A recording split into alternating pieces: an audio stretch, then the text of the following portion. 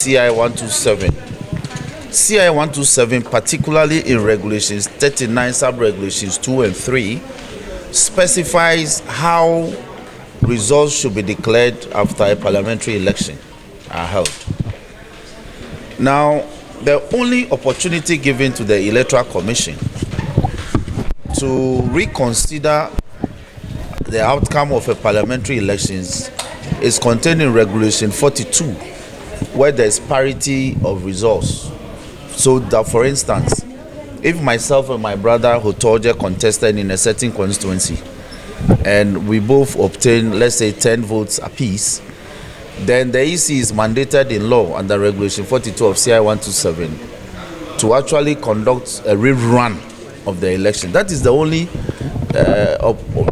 window that the Electoral Commission is given under the regulation governing our public elections to reconsider the outcome of a parliamentary elections. There is no other provision, particularly after the declaration of the results, for the Electoral Commission to do what it is doing. In fact, Jane Mensah has become a danger to our democracy because, you see, she cannot be a law unto itself. The Electoral Commission is subject to the Constitution and subject to regulation CI 127.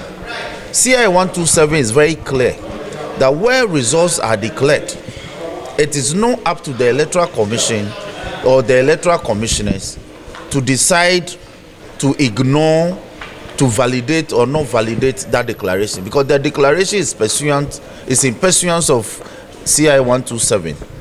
The Constitution is very clear in Article 99, Clause 1, Paragraph A, thereabout, that where a person is aggrieved or there is a challenge in respect of whether or not the parliamentary seat or election to a parliamentary a member of parliament is in doubt, the High Court is seized with the original jurisdiction in this matter.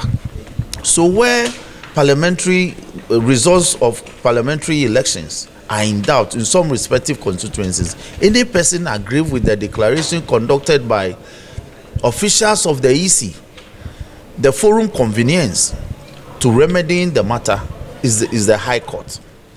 Now, it is interesting that even though the EC has been sued and has been properly served, in fact, in one of the cases brought against the EC by the NDC, the matter is slated for tomorrow.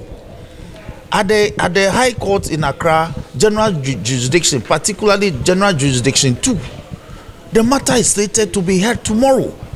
And yet, EC conducts itself in a manner that I will call contempt ex facie, curiae, by holding this press conference, particularly ignoring the court processes that seeks to injunct this very conduct.